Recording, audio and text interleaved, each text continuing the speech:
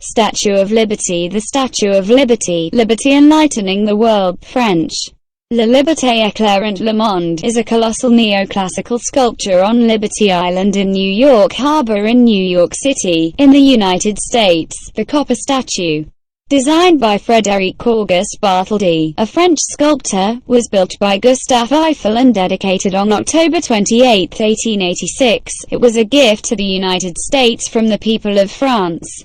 The statue is of a robed female figure representing Libertas, the Roman goddess, who bears a torch in a tabula ansata, a tablet evoking the law, upon which is inscribed the date of the American Declaration of Independence, July 4, 1776. A broken chain lies at her feet. The statue is an icon of freedom and of the United States, and was a welcoming sight to immigrants arriving from abroad. Bartholdi was inspired by French law professor and politician Édouard René de Laboulaye, who is said to have commented in 1865 that any monument raised to American independence would properly be a joint project of the French and American peoples. He may have been minded to honor the Union victory in the American Civil War and the end of slavery, due to the post-war instability in France. Work on the statue did not commence until the early 1870s. In 1875, Laboulaye proposed that the French finance the statue and the Americans provide the site and build the pedestal. Bartholdi completed the head and the torch-bearing arm before the statue was fully designed, and these pieces were exhibited for publicity at international expositions. The torch-bearing arm was displayed at the Centennial Exposition in Philadelphia in 1876, and in Madison Square Park in Manhattan from 1876 to 1882. Fundraising proved difficult, especially for the Americans, and by 1885 work on the pedestal was threatened due to lack of funds. Publisher Joseph Pulitzer of the New York World started a drive for donations to complete the project that attracted more than 120,000 contributors, most of whom gave less than $1. The statue was constructed in France, shipped overseas in crates, and assembled on the completed pedestal on what was then called Bedloes Island. The statue's completion was marked by New York's first ticker tape parade and a dedication ceremony presided over by President Grover Cleveland. The statue was administered by the United States Lighthouse Board until 1901 and then by the Department of War. Since 1933 it has been maintained by the National Park Service. Public access to the balcony surrounding the torch has been barred for safety reasons since 1916. Design and construction process origin. According to the National Park Service, the idea for the Statue of Liberty was first proposed by Édouard René de Laboulaye, the president of the French Anti-Slavery Society and a prominent and important political thinker of his time. The project is traced to a conversation between Édouard René de Laboulaye, a staunch abolitionist, and Frédéric Bartholdi, a sculptor in mid-1865. In after-dinner conversation at his home near Versailles, Laboulaye, an ardent supporter of the Union in the American Civil War, is supposed to have said, "If a monument should rise in the United States, as a memorial to their independence, I should think it only natural if it were built by a united effort, a common work of both our nations." The National Park Service, in a 2000 report, however, deemed this a legend traced to an 1885 fundraising pamphlet, and that the statue was most likely conceived in 1870. In another essay on their website, the Park Service suggested that Laboulaye was minded to honor the Union victory and its consequences, with the abolition of slavery and the Union's victory in the Civil War in 1865. Laboulaye's wishes of freedom and democracy were turning into a reality in the United States. In order to honor these achievements, Laboulaye proposed that a gift be built for the United States on behalf of France. Laboulaye hoped that by calling attention to the recent achievements of the United States, the French people would be inspired to call for their own democracy in the face of a repressive monarchy. According to sculptor Frédéric Auguste Bartholdi, who later recounted the story, Laboulaye's comment was not intended as a proposal, but it inspired Bartholdi. Given the repressive nature of the regime of Napoleon III, Bartholdi took no immediate action on the idea except to discuss it with Laboulaye. Bartholdi was in any event busy with other possible projects. In the late 1860s, he approached Ishmi Pasha, Khedive of Egypt, with a plan to build a huge lighthouse in the form of an ancient Egyptian female fellow peasant, robed and holding a torch aloft at the northern entrance to the Suez Canal in Port Said. Sketches and models were made of the proposed work, though it was never erected. There was a classical precedent for the Suez proposal, the Colossus of Rhodes, an ancient bronze statue of the Greek god of the sun, Helios. This statue is believed to have been over 100 feet 30 meters high, and it similarly stood at a harbor entrance and carried a light to guide ships. Any large project was further delayed by the Franco-Prussian War, in which Bartholdi served as a major of militia. In the war, Napoleon III was captured and deposed. Bartholdi's home province of Alsace was lost to the Prussians, and a more liberal republic was installed in France. As Bartholdi had been planning a trip to the United States, he and Laboulaye decided the time was right to discuss the idea with influential Americans. In June 1871, Bartholdi crossed the Atlantic, with letters of introduction signed by Laboulaye. Arriving at New York Harbor, Bartholdi focused on Bedloes Island, now named Liberty Island, as a site for the statue. Struck by the fact that vessels arriving in New York had to sail past it, he was delighted to learn that the island was owned by the United States government. It had been ceded by the New York State Legislature in 1800 for harbor defense. It was thus, as he put it in a letter to Laboulaye, land common to all the states. As well as meeting many influential New Yorkers, Bartholdi visited President Ulysses S. Grant, who assured him that it would not be difficult to obtain the site for the statue. Bartholdi crossed the United States twice by rail, and met many Americans who he thought would be sympathetic to the project, but he remained concerned that popular opinion on both sides of the Atlantic was insufficiently supportive of the proposal, and he and Laboulaye decided to wait before mounting a public campaign.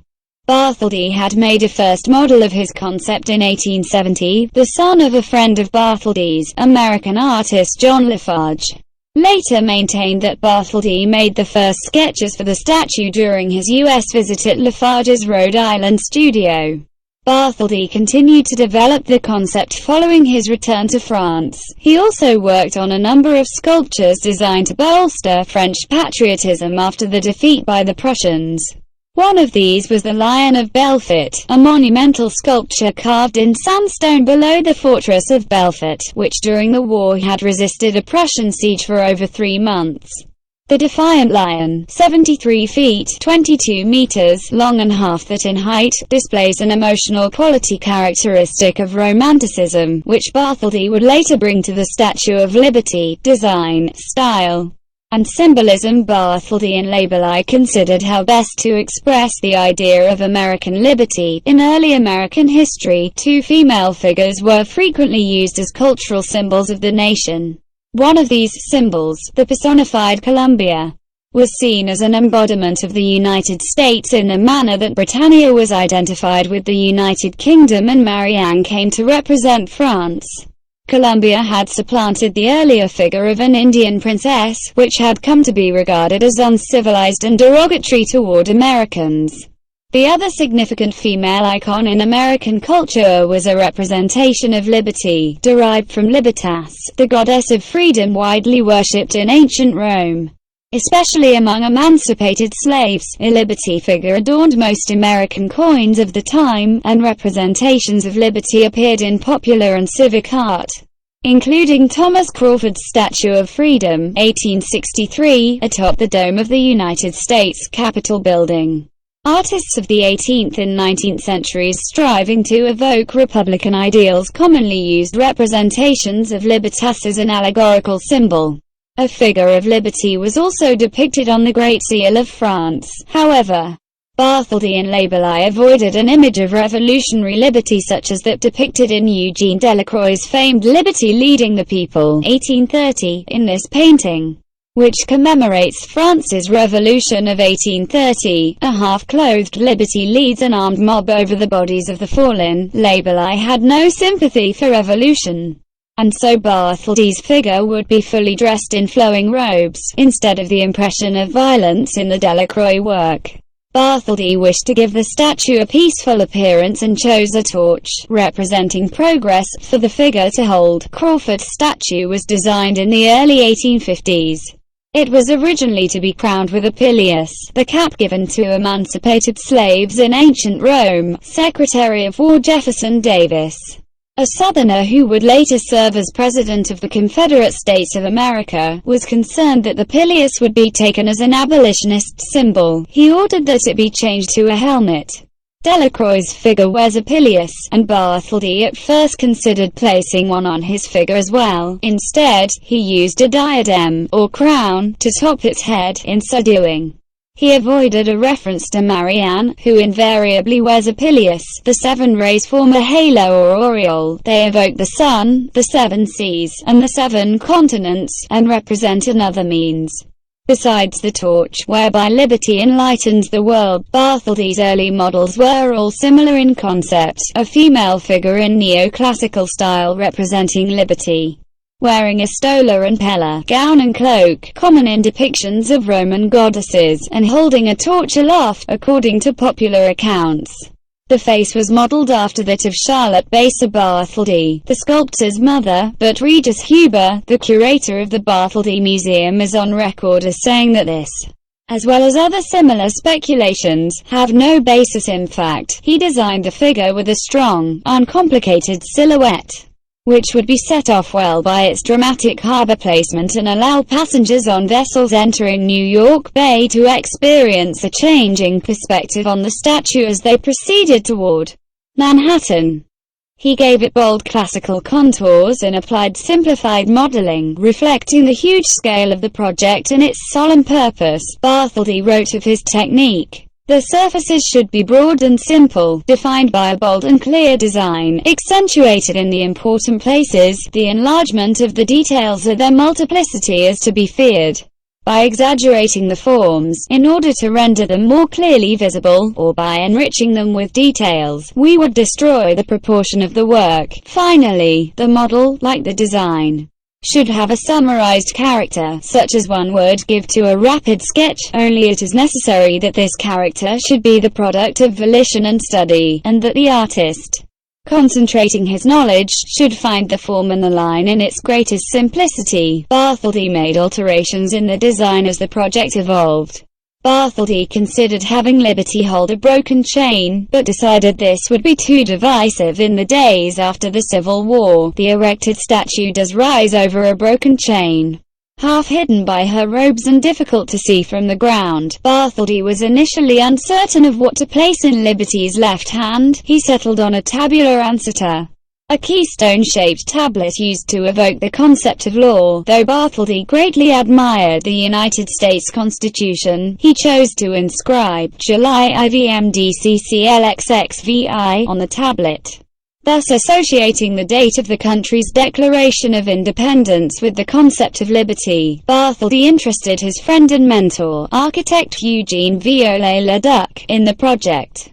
As chief engineer, Viollet-le-Duc designed a brick pier within the statue, to which the skin would be anchored, after consultations with the metalwork foundry Gagit, Gauthier & Co.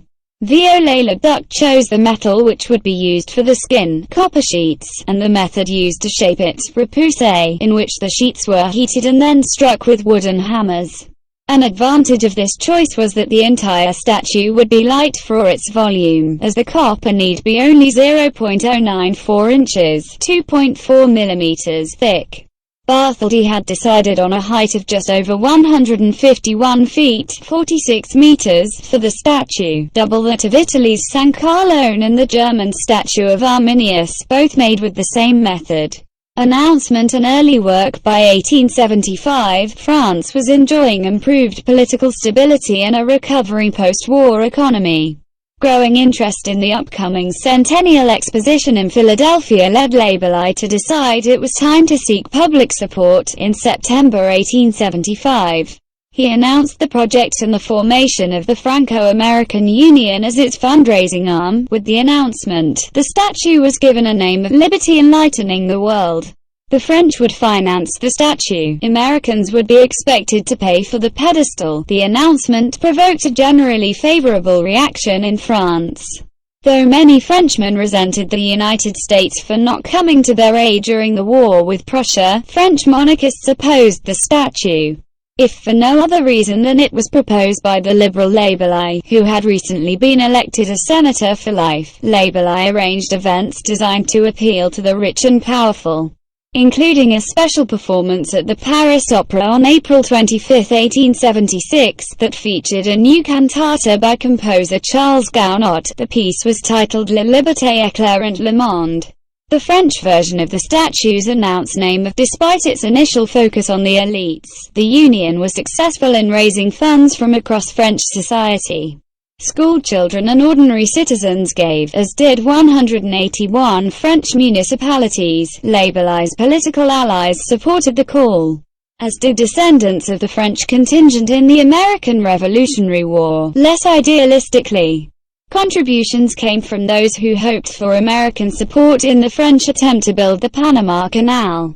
The copper may have come from multiple sources, and some of it is said to have come from a mine in Vestnes, Norway, though this has not been conclusively determined after testing samples.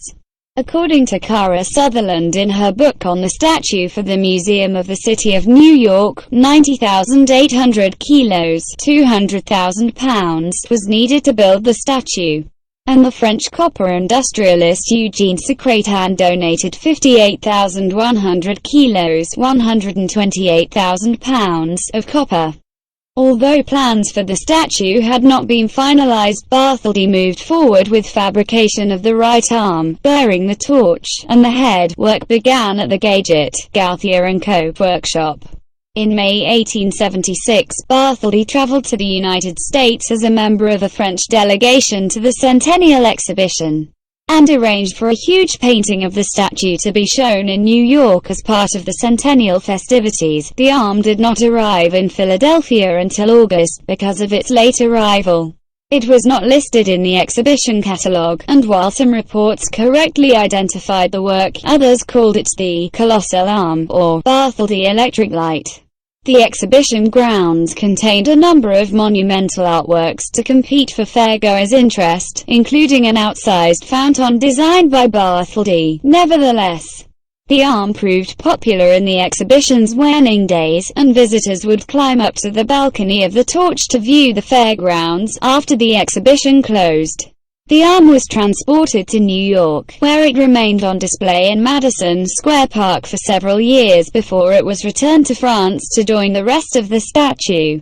During his second trip to the United States, Bartholdi addressed a number of groups about the project, and urged the formation of American committees of the Franco-American Union. Committees to raise money to pay for the foundation and pedestal were formed in New York, Boston, and Philadelphia. The New York group eventually took on most of the responsibility for American fundraising and is often referred to as the American Committee. One of its members was 19-year-old Theodore Roosevelt, the future governor of New York and President of the United States. On March 3, 1877, on his final full day in office, President Grant signed a joint resolution that authorized the president to accept the statue when it was presented by France and to select a site for it. President Rutherford B. Hayes, who took office the following day, selected the Bedloes Island site that Bartholdi had proposed construction in France. On his return to Paris in 1877, Bartholdi concentrated on completing the head, which was exhibited at the 1878 Paris World's Fair. Fundraising continued, with models of the statue put on sale. Tickets to view the construction activity at the Gadget, Gauthier & Co. workshop were also offered. The French government authorized a lottery. Among the prizes were valuable silver plate and a terracotta model of the statue. By the end of 1879, about 250,000 francs had been raised. The head and arm had been built with assistance from Viollet-le-Duc, who fell ill in 1879. He soon died, leaving no indication of how he intended to transition from the copper skin to his proposed masonry pier. The following year, Bartholdi was able to obtain the services of the innovative designer and builder Gustave Eiffel. Eiffel and his structural engineer, Maurice Koechlin, decided to abandon the pier and instead build an iron truss tower. Eiffel opted not to use a completely rigid structure, which would force stresses to accumulate in the skin and lead eventually to cracking. A secondary skeleton was attached to the center pylon, then, to enable the statue to move slightly in the winds of New York Harbor and as the metal expanded on hot summer days. He loosely connected the support structure to the skin using flat iron bars which culminated in a mesh of metal straps, known as saddles, that were riveted to the skin, providing firm support. In a labor-intensive process, each saddle had to be crafted individually, to prevent galvanic corrosion between the copper skin and the iron support structure. Eiffel insulated the skin with asbestos impregnated with shellac. Eiffel's design made the statue one of the earliest examples of curtain wall construction, in which the exterior of the structure is not load-bearing, but is instead supported by an interior framework. He included two interior spiral staircases to make it easier for visitors to reach the observation point in the crown. Access to an observation platform surrounding the torch was also provided, but the narrowness of the arm allowed for only a single ladder, 40 feet (12 meters) long, as the pylon tower arose. Eiffel and Bartholdi coordinated their work carefully so that completed segments of skin would fit exactly on the support structure. The components of the pylon tower were built in the Eiffel factory in the nearby Parisian suburb of Levallois-Perret. The change in structural material from masonry to iron allowed Bartholdi to change his plans for the statue's assembly. He had originally expected to assemble the skin on site as the masonry pier was built. Instead, he decided to build the statue in France and have it disassembled and transported to the United States for reassembly and place on Bedloes Island, in a symbolic act. The first rivet placed into the skin, fixing a copper plate onto the statue's big toe, was driven by United States Ambassador to France Levi P. Morton. The skin was not, however, crafted in exact sequence from low to high. Work proceeded on a number of segments simultaneously in a manner often confusing to visitors. Some work was performed by contractors. One of the fingers was made to Bartholdi's exacting specifications by a coppersmith in the southern French town of Montauban. By 1882, the statue was complete up to the waist, an event Bartholdi celebrated by inviting reporters to lunch on a platform built within the statue. Laboulaye died in 1883. He was succeeded as chairman of the French committee by Ferdinand de Lesseps, builder of the Suez Canal. The completed statue was formally presented to Ambassador Morton at a ceremony in Paris on July 4, 1884. And de Lesseps announced that the French government had agreed to pay for its transport to New York. The statue remained intact in Paris pending sufficient progress on the pedestal. By January 1885, this had occurred and the statue was disassembled and crated for its ocean voyage. The committees in the United States faced great difficulties in obtaining funds for the construction of the pedestal. The Panic of 1873 had led to an economic depression that persisted through much of the decade. The Liberty Statue project was not the only such undertaking that had difficulty raising money.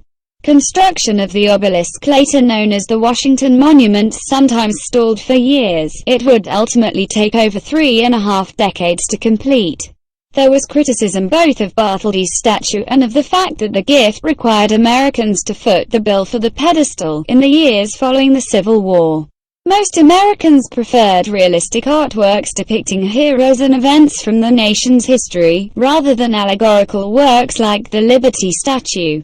There was also a feeling that Americans should design American public works. The selection of Italian-born Constantino Brumidi to decorate the Capitol had provoked intense criticism. Even though he was a naturalized U.S. citizen, Harper's Weekly declared its wish that M. Bartholdi and our French cousins had gone the whole figure while they were about it, and given their statue and pedestal at once. The New York Times stated that no true patriot can countenance any such expenditures for bronze females in the present state of our finances. Faced with these criticisms, The American committees took little action for several years. Design: the foundation of Bartholdi's statue was to be laid inside Fort Wood, a disused army base on Bedloes Island constructed between 1807 and 1811. Since 1823, it had rarely been used, though during the Civil War, it had served as a recruiting station.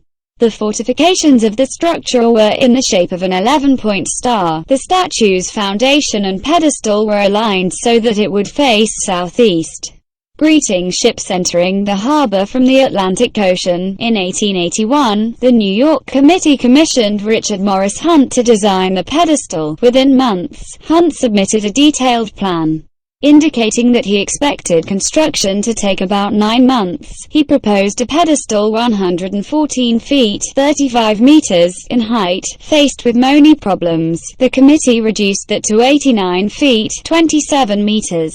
Hunt's pedestal design contains elements of classical architecture, including Doric portals, as well as some elements influenced by Aztec architecture. The large mass is fragmented with architectural detail. In order to focus attention on the statue, in form, it is a truncated pyramid, 62 feet (19 meters) square at the base and 39.4 feet (12.0 meters) at the top. The four sides are identical in appearance, above the door on each side.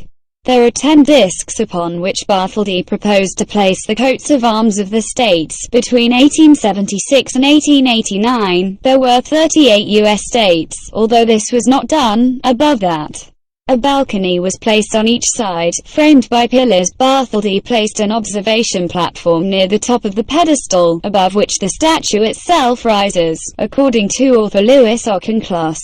The pedestal craggily evokes the power of an ancient Europe over which rises the dominating figure of the Statue of Liberty. The committee hired former Army General Charles Pomeroy Stone to oversee the construction work. Construction on the 15-foot deep (4.6 meters) foundation began in 1883. And the pedestal's cornerstone was laid in 1884. In Hunt's original conception, the pedestal was to have been made of solid granite. Financial concerns again forced him to revise his plans. The final design called for poured concrete walls, up to 20 feet (6.1 meters) thick, faced with granite blocks. This Stony Creek granite came from the Beatty Quarry in Branford, Connecticut. The concrete mass was the largest poured to that time. Norwegian immigrant civil engineer Joachim Goshen-Jever designed the structural framework for the Statue of Liberty. His work involved design computations, detailed fabrication and construction drawings, and oversight of construction. In completing his engineering for the statue's frame, Jever worked from drawings and sketches produced by Gustav Eiffel. Fundraising for the statue had begun in 1882. The committee organized a large number of money-raising events. As part of one such effort, an auction of art and manuscripts, poet Emma Lazarus was asked to donate an original work. She initially declined, stating she could not write a poem about a statue. At the time, she was also involved in aiding refugees to New York who had fled anti-Semitic pogroms in Eastern Europe. These refugees were forced to live in conditions that the wealthy Lazarus had never experienced. She saw a way to express her empathy for these refugees in terms of the statue. The resulting sonnet, The New Colossus, including the iconic lines, "Give me your tired, your poor, your huddled masses yearning to breathe free," is uniquely identified with the Statue of Liberty and is inscribed on a plaque in the museum in its base. Even with these efforts, fundraising lagged. Grover Cleveland, the governor of New York, vetoed a bill to provide $50,000 for the statue project in 1884. An attempt the next year to have Congress provide $100,000, sufficient to complete the project, also failed. The New York Committee, with only $3,000 in the bank, suspended work on the pedestal. With the project in jeopardy, groups from other American cities, including Boston and Philadelphia, offered to pay the full cost of erecting the statue in return for relocating it. Joseph Pulitzer, publisher of the New York World, a New York newspaper, announced a drive to raise $100,000, the equivalent of $2.3 million today. Pulitzer pledged to print the name of every contributor, no matter how small the amount given. The drive captured the imagination of New Yorkers, especially when Pulitzer began publishing the notes he received from contributors. A young girl alone in the world donated 60 cents. The result of self-denial. One donor gave 5 cents as a poor office boy's mite toward the pedestal fund. A group of children sent $1 as the money we saved to go to the circus with. Another $1 was given by a lonely and very aged woman, residents of the home for alcoholics in New York's rival city of Brooklyn. The cities would not merge until 1898, donated $15. Other drinkers helped out through donation boxes in bars and saloons. A kindergarten class in Davenport, Iowa, mailed the world a gift of $1.35 as the donations flooded in. The committee resumed work on the pedestal construction. On June 17, 1885, the French steamer Isère, laden with the Statue of Liberty, reached the New York port safely. New Yorkers displayed their newfound enthusiasm for the statue. As the French vessel arrived with the crates holding the disassembled statue on board, 200,000 people lined the docks and hundreds of boats put to sea to welcome the Isère. After 5 months of daily calls to donate to the statue fund, on August 11, 1885, the world announced that $102,000 had been raised from 120,000 donors, and that 80% of the total had been received in sums of less than $1. Even with the success of the fund drive, the pedestal was not completed until April 1886. Immediately thereafter, reassembly of the statue began. Eiffel's iron framework was anchored to steel I-beams within the concrete pedestal and assembled. Once this was done, the sections of skin were carefully attached. Due to the width of the pedestal, it was not possible to erect scaffolding, and workers dangled from ropes while installing the skin sections. Nevertheless, no one died during the construction. Bartholdi had planned to put floodlights on the torch's balcony to illuminate it. A week before the dedication, the Army Corps of Engineers vetoed the proposal, fearing that ships' pilots passing the statue would be blinded. Instead, Bartholdi cut portholes in the torch, which was covered with gold leaf, and placed the lights inside them. A power plant was installed on the island to light the torch and for other electrical needs. After the skin was completed, renowned landscape architect Frederick Law Olmsted, co-designer of New York's Central Park and Brooklyn's Prospect Park, supervised a cleanup of Bedloe's Island in anticipation. Dedication. A ceremony of dedication was held on the afternoon of October 28, 1886. President Grover Cleveland, the former New York governor, presided over the event. On the morning of the dedication, a parade was held in New York City. Estimates of the number of people who watched ranged from several 100,000 to 1 million. President Cleveland headed the procession, then stood in the reviewing stand to see bands and marchers from across America. General Stone was the Grand Marshal of the parade. The route began at Madison Square, once the venue for the Arm, and proceeded to Battery Park at the southern tip of Manhattan by way of Fifth Avenue and Broadway, with a slight detour so the parade could pass in front of the World Building on Park Row. As the parade passed the New York Stock Exchange, traders threw ticker tape from the windows, beginning the New York tradition of the ticker tape parade. A nautical parade began at 12:45 p.m., and President Cleveland embarked on a yacht that took him across the harbor to Bedloe's Island for the dedication. De Lesseps made the first speech, on behalf of the French committee, followed by the chairman of the New York Committee, Senator William M. Evarts. A French flag draped across the statue's face was to be lowered to unveil the statue at the close of Evarts's speech. But Bartholdi mistook a pause as the conclusion and let the flag fall prematurely. The ensuing cheers put an end to Evarts's address. President Cleveland spoke next, stating that the statue's stream of light shall pierce the darkness of ignorance and man's oppression until liberty enlightens the world. Bartholdi, observed near the dais, was called upon to speak, but he refused. Orator Chauncey M. Depew concluded the speech-making with a lengthy address. No members of the general public were permitted on the island during the ceremonies, which were reserved entirely for dignitaries. The only females granted access were Bartholdi's wife and de Lesseps' granddaughter. Officials stated that they feared women might be injured in the crush of people. The restriction offended area suffragists, who chartered a boat and got as close as they could to the island. The group's leaders made speeches applauding the embodiment of liberty as a woman and advocating women's right to vote. A scheduled fireworks display was postponed until November 1 because of poor weather. Shortly after the dedication, the Cleveland Gazette, an African-American newspaper, suggested that the statue's torch not be lit until the United States became a free nation. In reality, liberty enlightening the world. Indeed, the expression makes us sick.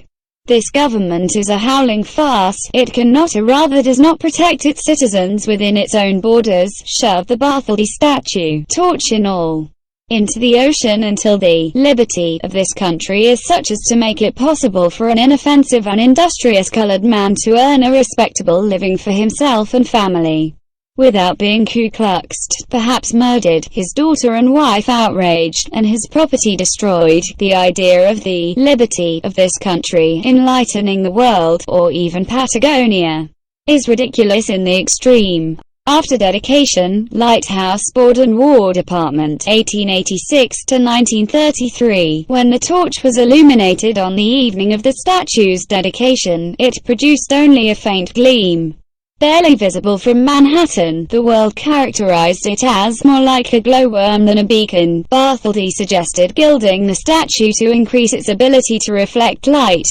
but this proved too expensive. The United States Lighthouse Board took over the Statue of Liberty in 1887 and pledged to install equipment to enhance the torch's effect. In spite of its efforts, the statue remained virtually invisible at night. When Bartholdi returned to the United States in 1893, he made additional suggestions, all of which proved ineffective. He did successfully lobby for improved lighting within the statue, allowing visitors to better appreciate Eiffel's design. In 1901, President Theodore Roosevelt, once a member of the New York Committee, ordered the statue's transfer to the War Department, as it had proved useless as a lighthouse. A unit of the Army Signal Corps was stationed on Bedloes Island until 1923, after which military police remained there while the island was under military jurisdiction. The statue rapidly became a landmark. Many immigrants who entered through New York saw it as a welcoming sight. Oral histories of immigrants record their feelings of exhilaration on first viewing the Statue of Liberty. One immigrant who arrived from Greece recalled, "I saw the Statue of Liberty, and I said to myself, lady, you're such a beautiful, sick, you opened your arms and you get all the foreigners here. Give me a chance to prove that I am worth it, to do something, to be someone in America." And always that statue was on my mind. Originally, the statue was a dull copper color, but shortly after 1900 a green patina, also called verdigris, caused by the oxidation of the copper skin, began to spread. As early as 1902 it was mentioned in the press. By 1906 it had entirely covered the statue. Believing that the patina was evidence of corrosion, Congress authorized $62,800 for various repairs, and to paint the statue both inside and out. There was considerable public protest against the proposed exterior painting. The Army Corps of Engineers studied the patina for any ill effects to the statue and concluded that it protected the skin, softened the outlines of the statue and made it beautiful. The statue was painted only on the inside. The Corps of Engineers also installed an elevator to take visitors from the base. On July 30, 1916, during World War I, German saboteurs set off a disastrous explosion on the Black Tom Peninsula in Jersey City, New Jersey, in what is now part of Liberty State Park. Close to Bedloes Island, carloads of dynamite and other explosives that were being sent to Britain and France for their war efforts were detonated, and 7 people were killed. The statue sustained minor damage, mostly to the torch-bearing right arm, and was closed for 10 days. The cost to repair the statue and buildings on the island was about $100,000. The narrow ascent to the torch was closed for public safety reasons, and it has remained closed ever since. That same year, Ralph Pulitzer, who had succeeded his father Joseph as publisher of The World, began a drive to raise $30,000 for an exterior lighting system to illuminate the statue at night. He claimed over 80,000 contributors but failed to reach the goal. The difference was quietly made up by a gift from a wealthy donor, a fact that was not revealed until 1936. An underwater power cable brought electricity from the mainland and floodlights were placed along the walls of Fort Wood. Gutzon Borglum, who later sculpted Mount Rushmore, redesigned the torch, replacing much of the original copper with stained glass. On December 2, 1916, President Woodrow Wilson pressed the telegraph key that turned on the lights, successfully illuminating the statue. After the United States entered World War I in 1917, images of the statue were heavily used in both recruitment posters and the Liberty Bond drives that urged American citizens to support the war financially. This impressed upon the public the war's stated purpose, to secure liberty, and served as a reminder that embattled France had given the United States the statue. In 1924, President Calvin Coolidge used his authority under the Antiquities Act to declare the statue a national monument. The only successful suicide in the statue's history occurred 5 years later, when a man climbed out of one of the windows in the crown and jumped to his death, glancing off the statue's breast and landing on the base. Early National Park Service years, 1933 to 1982. In 1933, President Franklin Roosevelt ordered the statue transferred to the National Park Service, NPS, in 1937. The NPS gained jurisdiction over the rest of Bedloes Island. With the Army's departure, the NPS began to transform the island into a park. The Works Progress Administration, WPA, demolished most of the old buildings, regraded and reseeded the eastern end of the island, and built granite steps for a new public entrance to the statue from its rear. The WPA also carried out restoration work within the statue, temporarily removing the rays from the statue's halo so the rusted supports could be replaced. Rusted cast iron steps in the pedestal were replaced with new ones made of reinforced concrete.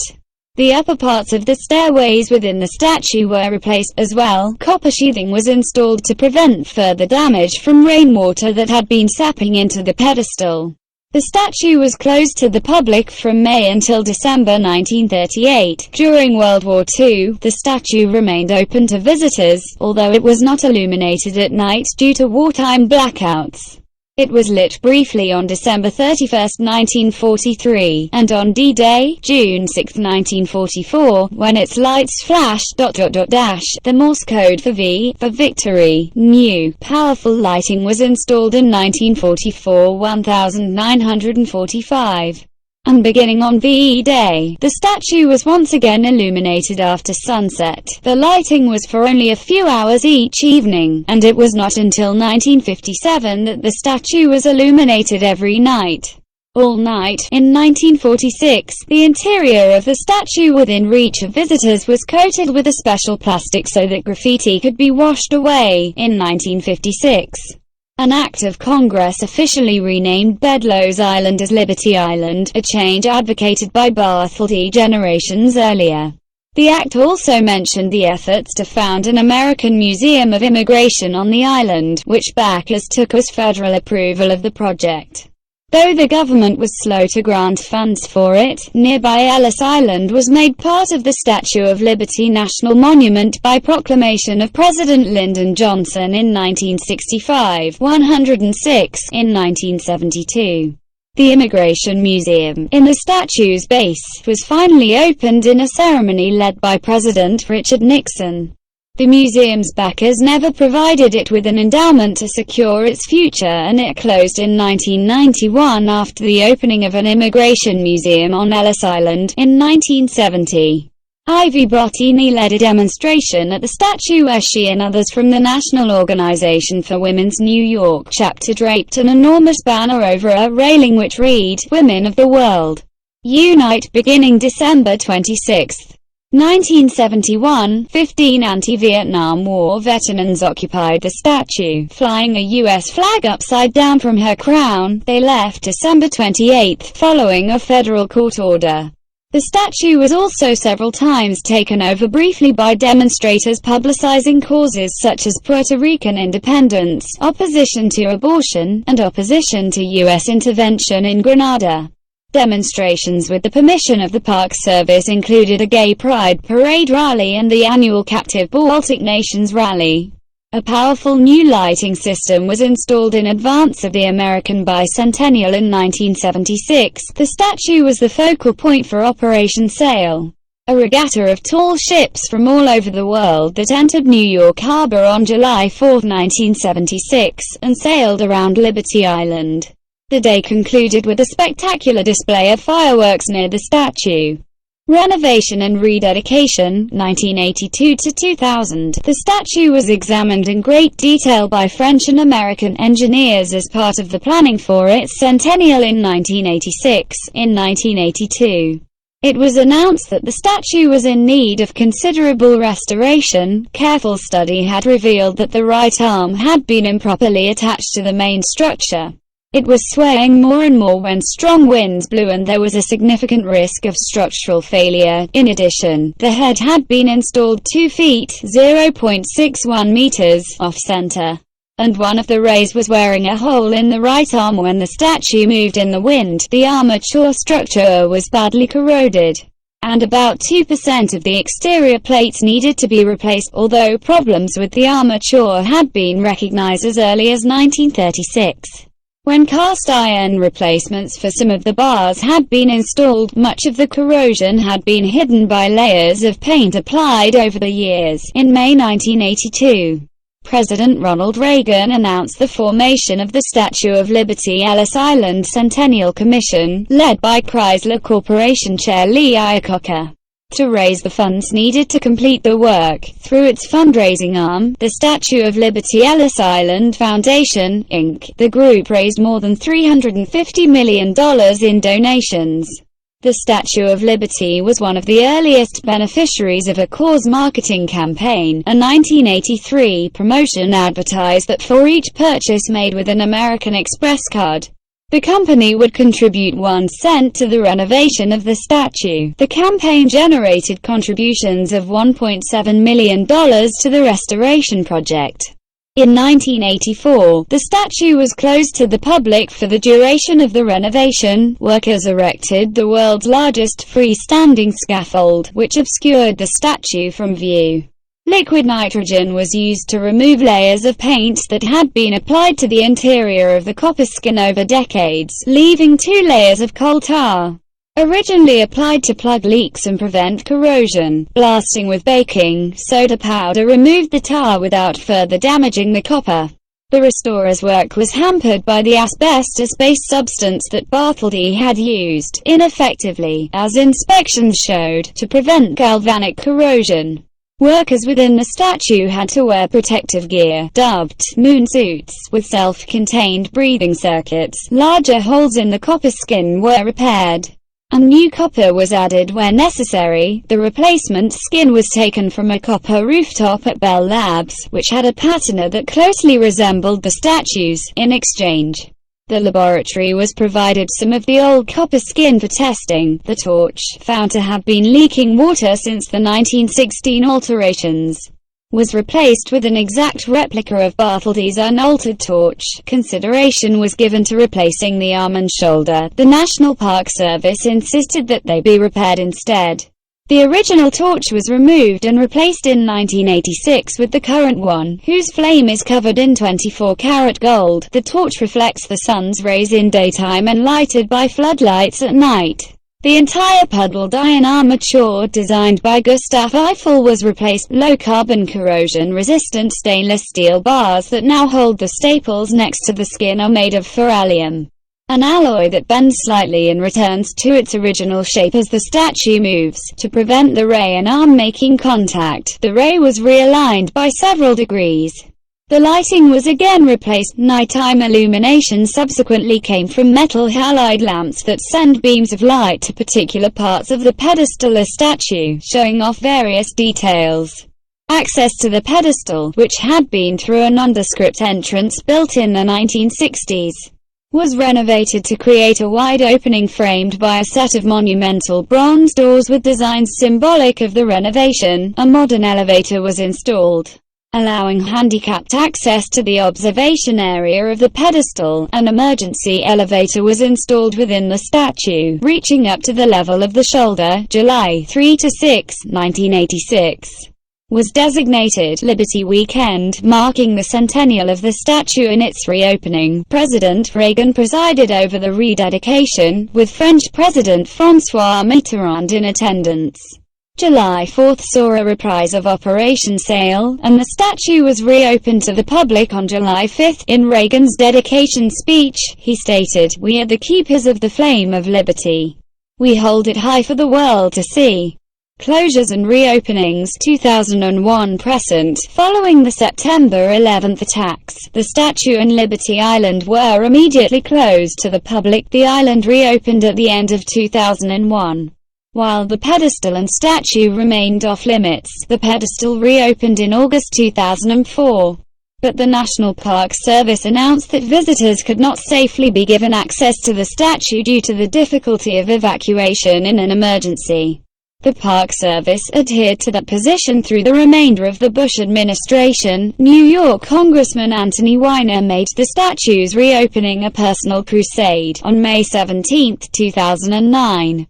President Barack Obama's Secretary of the Interior, Ken Salazar, announced that as a special gift to America, the statue would be reopened to the public as of July 4, but that only a limited number of people would be permitted to ascend to the crown each day. The statue, including the pedestal and base, closed on October 29, 2011.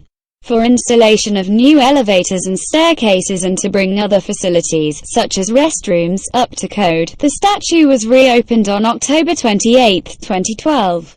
Only to close again a day later due to Hurricane Sandy. Although the storm did not harm the statue, it destroyed some of the infrastructure on both Liberty Island and Ellis Island, severely damaging the dock used by the ferries bearing visitors to the statue. On November 8, 2012, a Park Service spokesperson announced that both islands would remain closed for an indefinite period for repairs to be done, due to lack of electricity on Liberty Island.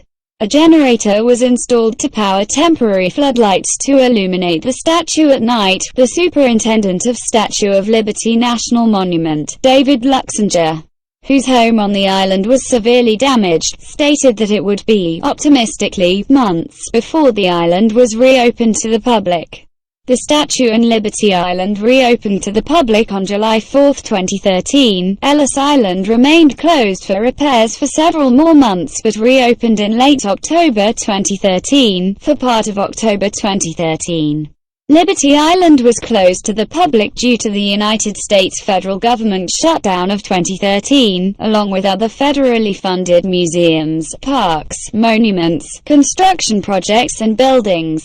On October 7, 2016, construction started on a new Statue of Liberty museum on Liberty Island. The new $70 million, 26,000 square foot, 2,400 square meters museum will be able to accommodate all of the island's visitors when it opens in 2019, as opposed to the current museum, which only 20% of the island's visitors can visit. The original torch will be relocated here, and in addition to exhibits relating to the statue's construction and history, there will be a theater where visitors can watch an aerial view of the statue. The museum, designed by FXFOWLE architects, will integrate with the parkland around it.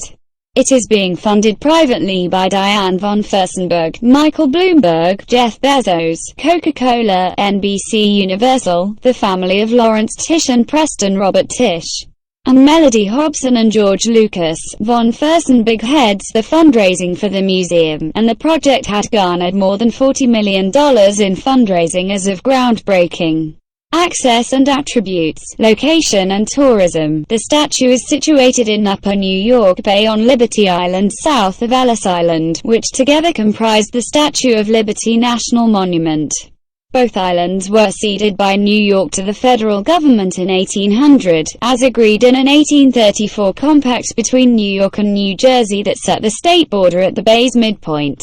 The original islands remain New York territory despite the location on the New Jersey side of the state line. Liberty Island is one of the islands that are part of the borough of Manhattan in New York. Land created by reclamation added to the 2.3 acres (0.93 hectares) original island at Ellis Island is New Jersey territory. No charge is made for entrance to the national monument, but there is a cost for the ferry service that all visitors must use, as private boats may not dock at the island. A concession was granted in 2007 to Statue Cruises to operate the transportation and ticketing facilities, replacing Circle Line, which had operated the service since 1953. The ferries, which depart from Liberty State Park in Jersey City and Battery Park in Lower Manhattan, also stop at Ellis Island when it is open to the public, making a combined trip possible.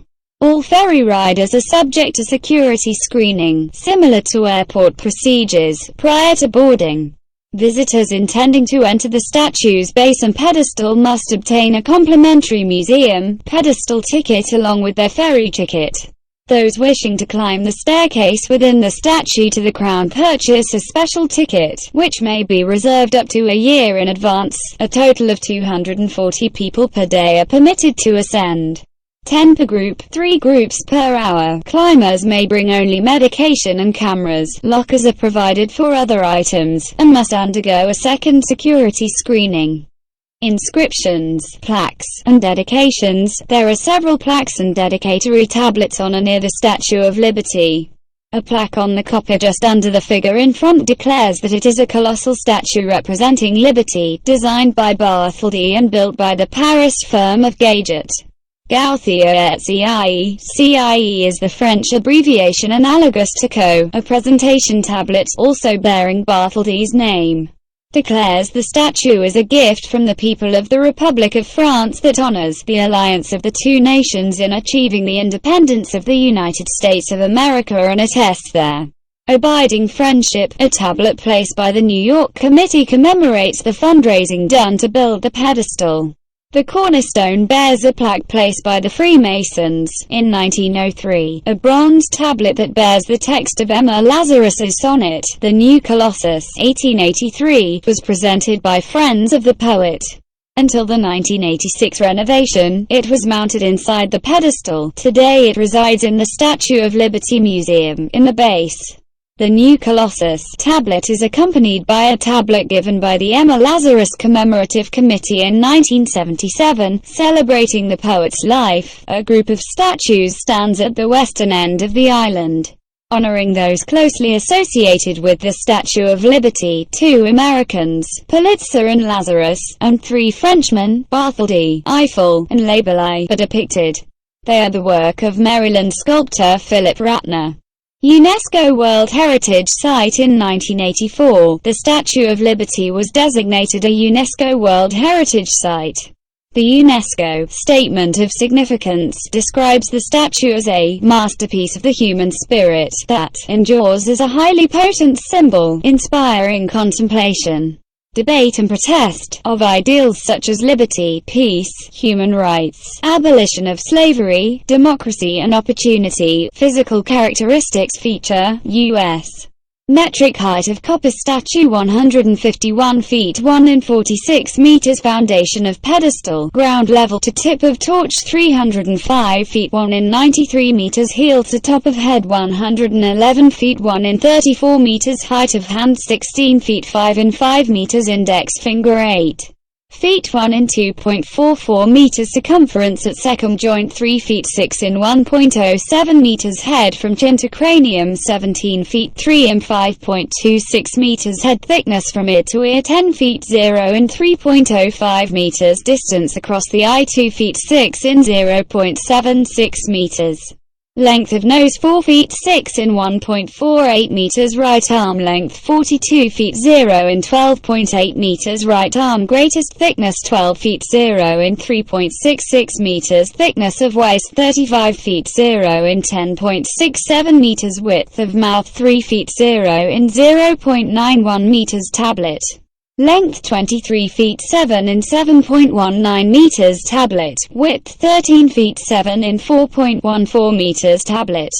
Thickness 2 feet 0 in 0.61 meters, height of pedestal 89 feet 0 in 27.13 meters, height of foundation 65 feet 0 in 19.81 meters, weight of copper used in statue 60,000 pounds 27.22 tons, weight of steel used in statue 250,000 pounds 113.4 tons, total weight of statue 450,000 pounds 204.1 tons, thickness of copper sheeting 3/32 of an inch 2.4 millimeters. Hundreds of replicas of the Statue of Liberty are displayed worldwide. A smaller version of the statue, 1/4 the height of the original, was given by the American community in Paris to that city. It now stands on the Isle aux Cygnes, facing west toward her larger sister. A replica 30 feet (9.1 meters) tall stood atop the Liberty Warehouse on West 64th Street in Manhattan for many years. It now resides at the Brooklyn Museum, in a patriotic tribute. The Boy Scouts of America, as part of their Strengthen the Arm of Liberty campaign in 1949 to 1952, donated about 200 replicas of the statue, made of stamped copper and 100 inches (2,500 millimeters) in height, to states and municipalities across the United States, though not a true replica.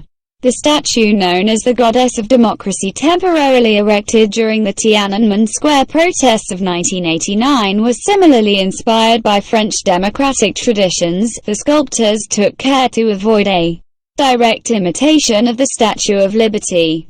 Among other recreations of New York City structures, a replica of the statue is part of the exterior of the New York Hotel and Casino in Las Vegas as an American icon.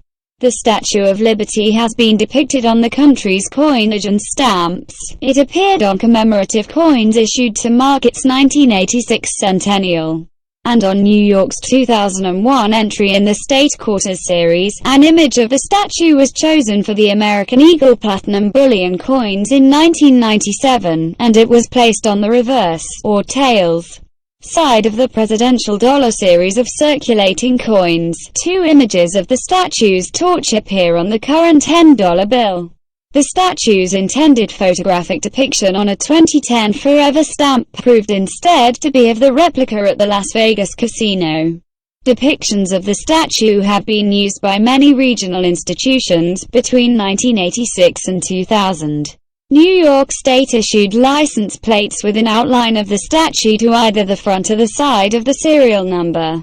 The Women's National Basketball Association's New York Liberty used both the statue's name and its image in the logo, in which the torch's flame doubles as a basketball.